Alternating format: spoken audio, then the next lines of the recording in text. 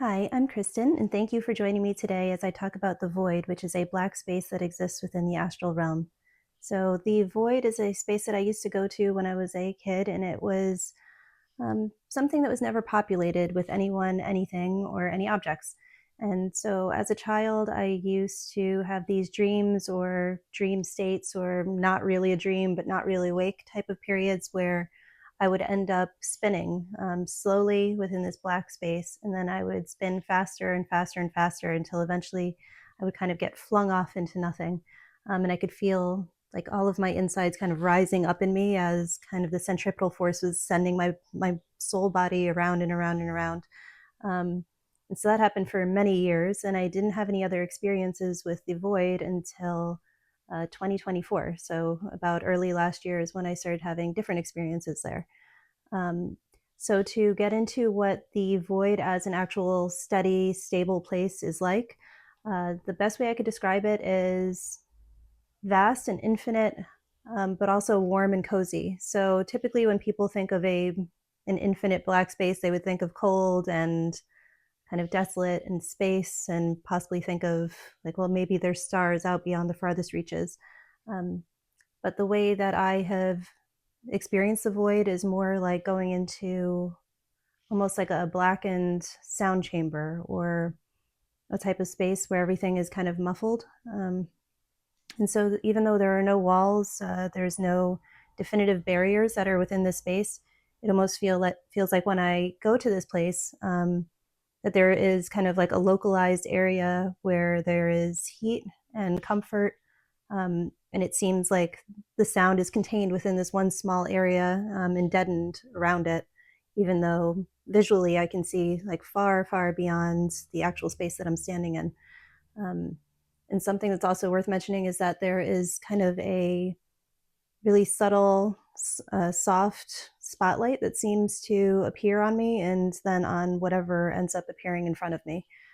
So in pop culture, we have Stranger Things that has come on television, and if anybody is familiar with that show, there's the young girl 11, and when she goes into this kind of watery astral space, um, she ends up going from her regular real life into this black void. And when she's there, she sees like kind of like water on the floor and reflecting. And so the void that I go to, it's never had a reflective floor or any kind of water on it or anything like that.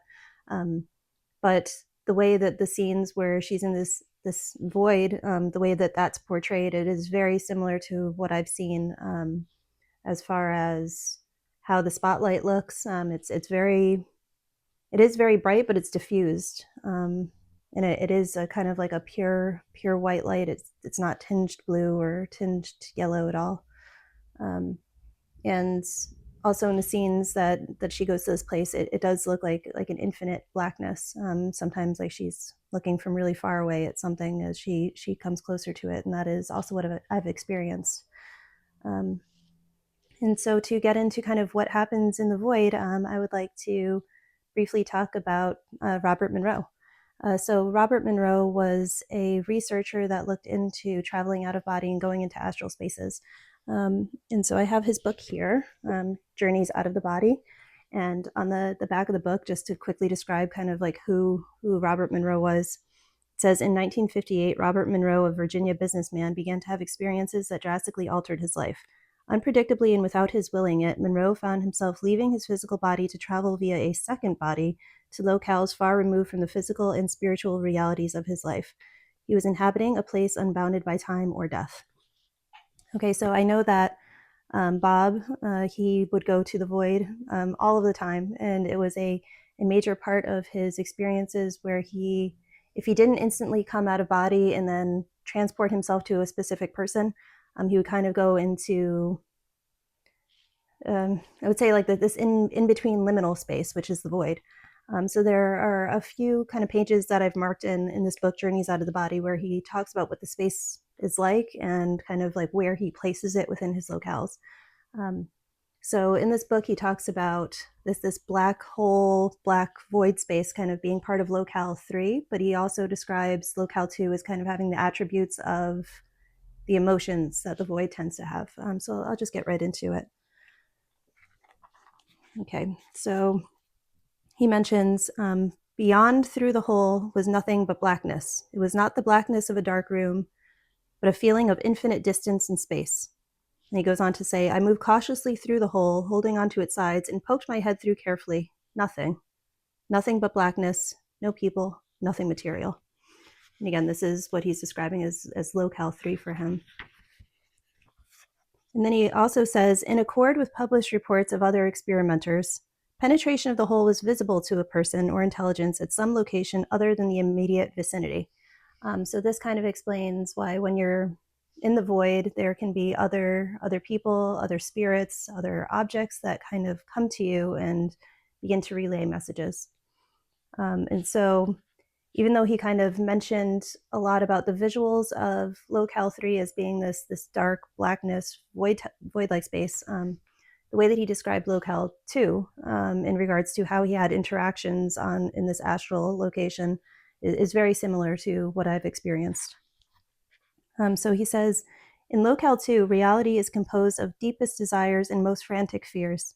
Thought is action, and no hiding layers of conditioning or inhibition shield the inner you from others, where honesty is the best policy because there can be nothing less. And then he goes on to say, the raw emotion so carefully repressed in our physical civilization is unleashed in full force. To say that it is overwhelming at first is a massive understatement. In conscious physical life, this condition would be considered psychotic. And I have found that to be completely true. It seems like when I have met other people and other beings on the other side, it always comes with this very strong emotional response, very strong emotional messaging that is not typically ways that that people kind of respond or speak to other people in regular physical 3D life. Um, Obviously, people can get very emotional, but those are typically in heated, spur of the moment kind of moments. It's not the typical way of people interacting versus in the void. Emotion is the way that people interact with each other. Okay, so to get into kind of how my interactions with other people, other beings, kind of began starting in 2024. It started with just being in the void and seeing nothing. I didn't even see a spotlight. There was just complete blackness around me. And as I was standing in the space, I heard somebody that I had just met in real life. And it was just like this really heartfelt, emotional message. And I woke up and I was thinking, like, what a strange dream. Like, I was again in like that kind of black space that I remembered spinning out in as a child, but then it turned into just like this voice, like what was that? And then that ended up happening again. Um, and again, both of the times that this happened, it was so shocking because I could feel a person's presence next to me and I could loudly and clearly hear what they were saying. And it almost sounded like the audio, like just the voice that I was hearing was so much clearer than I would hear a voice with my own regular 3D physical ears. And so after a few times of that happening, I ended up seeing people that I know in real life in the void. And so that's when the spotlight started to come in. And so on one of these occasions that I saw somebody that I knew, there was nothing that was even said. So there was no audio this time around, but it was me and this other person, and we were standing in this diffused spotlight for, I want to say 30 seconds to a minute before I ended up waking up or returning to my body, coming out of this astral space. And the best examples that I could give of what that felt like are, if you're a Taylor Swift fan, there is a scene in the Fortnite music video where Taylor is just standing and looking at Post Malone and just looking, staring, but it seems like there is something more going on. And then also in the movie Big Fish, Ewan McGregor's character is looking at, I believe, like the actress Alison Lohman, or the actress Allison, and he's in this kind of carnival environment and he sees her, and then he's just like time like slows way down, and there's just kind of like this stare that happens. And I would say that is like exactly what happened when I saw this person in the void. It was like time, there was a complete sense of timelessness. And again, even though I said it was probably like 30 seconds to a minute that went by, it's like while being in that space, it just felt like time wasn't working properly, or I don't know, it almost felt like if you could see dust particles in the air, that they would have been going much slower than you would see dust particles in real life. Or I don't know, there was just like a very slowed, timeless sensation to it. And as time went on, I kept on going back to the space more and more and more. And I saw a couple other people that I know in real life. Like one person was not too happy with me. Another person is somebody that I hadn't seen in a long, long time, more than a decade. And he appeared in this spotlight, and it was just kind of like this really warm, friendly type of interaction that I had with him. And then as even more time went on, so now we're getting into 2025, I started having interactions with non-human intelligence in this space. And so there have been meditations that I see these light beings that look like, or it might be just be one light being that comes through, and it looks like kind of like this long oval. And the oval is maybe a foot and a half long in size, and it has rays of light that come off the edges, except that they're like fractals, so like they're kind of like pointy rays of light. And so during one of these visits to the void, I ended up seeing one of these light beings, and it was just hovering kind of in the air in the space in front of me. And it almost seemed like, even though it was made of light, it also seemed to have like its own like little spotlight on it. And I can't recall what I had asked it, but it just kind of hovered there. It didn't produce any kind of message to me. It didn't do anything. And I remember asking something, and whatever the question was that I ended up asking it didn't want to answer, or it couldn't answer, or there was just, maybe it wasn't there to give any kind of message. And so I asked it something, and it just like popped away, and then I ended up waking up. Um, and then much more recently, my interactions in the void have turned a lot more strange. It almost seems like instead of going there to meet people, I'm going there to meet some type of a guide or some kind of a teacher.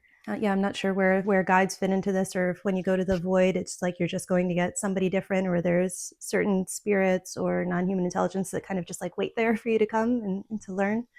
But during the first interaction that I had, that I remember as being like a school, there was kind of like this big board in front of me, again illuminated with a spotlight, and there were different sizes of circles and faces, and it was almost like a touch screen, even though they were clearly drawn on, and they were kind of overlapping on each other on this board. And so I was putting my hands out, and I was rearranging everything, and so I'd move the circles and the faces off, and it's like everything was properly spaced out across this board. And there was like I don't know if there was like an audible sigh of relief, but I could feel like this just like clear feeling of everything kind of releasing and calming, and just like feeling like really good that everything was like cleared up. I woke up from that, and I was like, how weird. Like I understand that message is pretty important, to think about kind of separating out your affairs and compartmentalizing everything that's going on in your life, so that you can kind of tackle things and handle things like one by one by one. Nothing's kind of all mixed up. But I just thought it was so weird to see kind of circles and faces, and having those be the visual representations of how that message was getting across, to kind of break everything down and handle things into smaller parts in order to clarify and clean up, I suppose, my life. Um, and then more recently, I went back to the void, and I had another interaction with, again, hearing this woman's voice speaking to me while I was looking at this board. And so again, there was some kind of feeling of a lesson being taught about like how to manage my life and make it easier.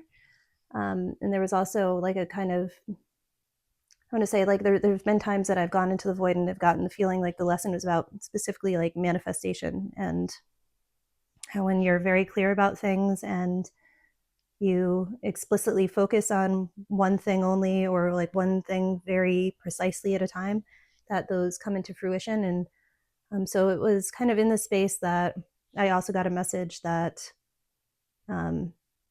like there was a black diamond, and the black diamond was empty in the center, and it reminded me of the black diamond that you see on ski slopes. So I'm not a skier, but I I believe that the black diamond means that it's a difficult kind of path to go down a mountain. There might be obstacles that you have to avoid while going down the mountain while skiing.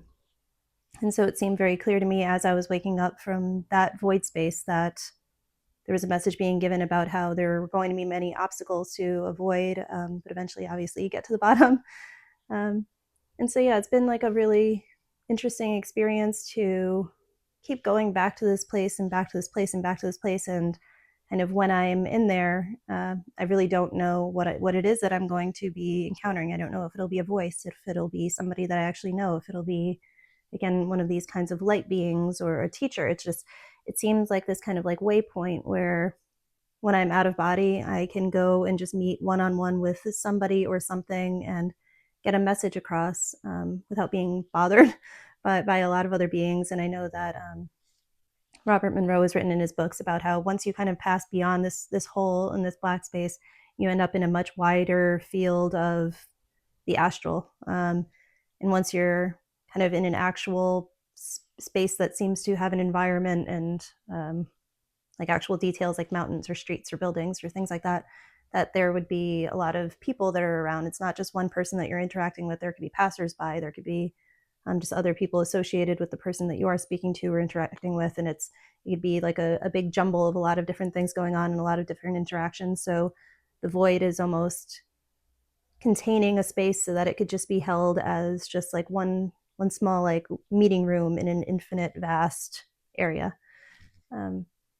Yeah, and so, and I'm not sure if this ties into the void specifically, but over the past week, I have seen two literal holes open up and just like kind of like the fabric of my space while I've been completely awake and lucid and like just watching TV or reading a book. I've been sitting, we're laying down, and I'll just see this hole kind of rip open, the shape of like an oval, and with like these kind of like tiny fractals around the edges, like moving and glistening, and then it'll wink out.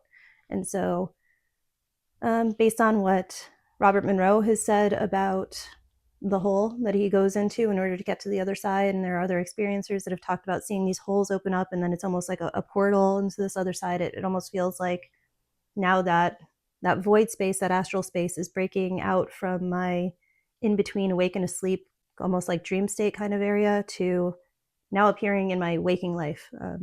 So it's been completely unexpected to experience this, and I know that it sounds mad, it sounds insane to mention that I'm seeing like just these holes just ripping open in midair, like on the top of my TV, like hovering above my TV in my living room, and I'm just like in the middle of the air in my bedroom when I'm laying in bed.